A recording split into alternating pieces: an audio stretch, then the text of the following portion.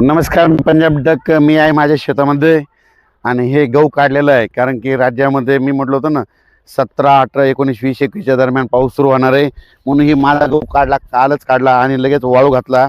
आणि राज्यातल्या सर्व शेतकऱ्याला सांगू इच्छितो की ज्यांचा गहू कोणाचा काढायचा असेल, हरभरा राहिला असेल, तर तुम्ही काय करा, आज 16 आणि उद्या 17, आणखीन 2 दिवस आहेत. या 2 दिवसामध्ये काढून घ्या. कारण की राज्यामध्ये 18, 19, 20 आणि 21च्या 4 दिवसामध्ये चांगला पाऊस पडणार आहे. काही ठिकाणी वारं सुटणार आहे, काही ठिकाणी गारपीट देखील होणार आहे. म्हणून हा अंदाज सर्वप्रथम विदर्भातील शेतकऱ्यांना लक्षात यायचा. म्हणजे सांगायचं झालं तर आज देखील 16 तारखेला, म्हणजे आज देखील 16 तारखेला नांदेड जिल्हा, त्याच्यानंतर यवतमाळ जिल्हा, चंद्रपूर, गडचिरोली ह्या पट्ट्यामध्ये थोडा पाऊस पडणार आहे. म्हणून हा अंदाज आज सर्व शेतकऱ्यांना लक्षात यायचा. आज देखील महाराष्ट्रामध्ये बऱ्याच ठिकाणी रात्रीच्याला चांगलं आभाळ येऊन काही ठिकाणी थोडी थोडी सुरुवात झालेली दिसणार आहे. म्हणून हा अंदाज लक्षात यायचा. उद्या 17 तारखेला आणखीन बराच पावसामध्ये वाढ होणार आहे.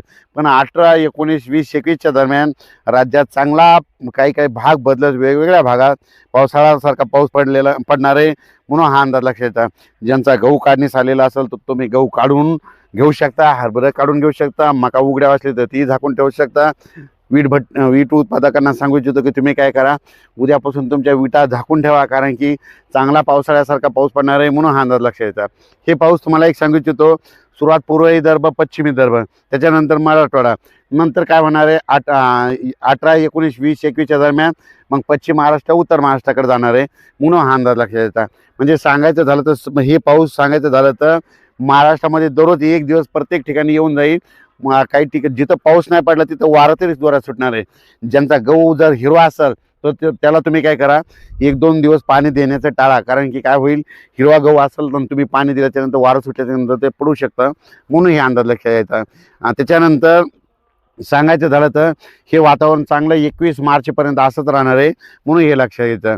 म्हणजे काल देखील तुम्ही बघा, नायगाव, बिलोली, नांदेड जिल्ह्यामध्ये, धर्माबाद, तेलंगणाकडं, आदिलाबादकडं बऱ्याच ठिकाणी पाऊस देखील झाला, गारपीट देखील झाला. मी म्हटलं तर थोडी थोडी सुरुवात होईल, पण खरा पाऊस चांगला मात्र 17, 18, 19, 20च्या दरम्यान येणार आहे. म्हणून हे अंदाज लक्षात येतं.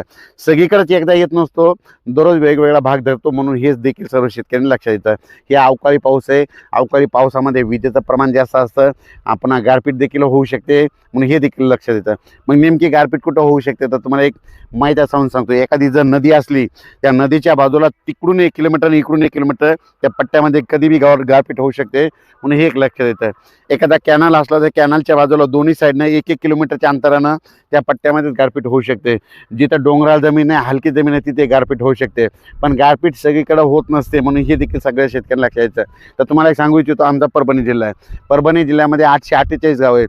तर परभणी जिल्ह्यात देखील गारपीट होईल. 2-4 ठिकाणीच होईल, सगळीकडे होणार नाहीत. मग ते कुठं होऊ शकते, ज्या ठिकाणी खरपणाची जमीन आहे, हलकी जमीन आहे. मग कोणत्या एरियात होऊ शकते तुम्हाला एक सांगू इच्छितो. परभणी जिल्ह्यातला पालम, लोहा, कंधार ह्या साईड, पालम लोहाच्या ज्या साईडनं परभणी जिल्हा आहे त्या डोंगराळ भागामध्ये तिकडे गारपीट होऊ शकते. इकडं जिंतूर तालुक्यामध्ये एक डोंगराळ भाग आहे, तिकडे एक होऊ शकते. म्हणजे परभणी जिल्ह्यात 848 गावापैकी फक्त 5-6 गावालाच होते, सगळीकडे होत नाही. म्हणून हे देखील सर्व शेतकऱ्यांनी लक्षात घ्यायचं. माझी शेतकऱ्याला विनंती आहे, या पावसाळ्यामध्ये विजेचं प्रमाण जास्त असल्यामुळं काल देखील तुम्ही बघा, धर्माबादकडे काय झालं, विजा पडल्या आणि त्या ठिकाणी 5 ते 7 मेंढ्या मृत्युमुखी पडल्या. म्हणून माझी शेतकऱ्याला विनंती आहे की तुम्ही घरी येताना रात्री त्याला पाऊस सुरू झाला आणि तुमचे जर बैल लिंबाच्या झाडाकडे असेल तर झाडं वीज पडते. म्हणून माझी सर्व शेतकऱ्याला विनंती आहे, पाळीव प्राण्याची काळजी घ्या. अचानक वातावरण बदल झाला तर उद्या लगेच परत एक मेसेज दिला जाईल. धन्यवाद.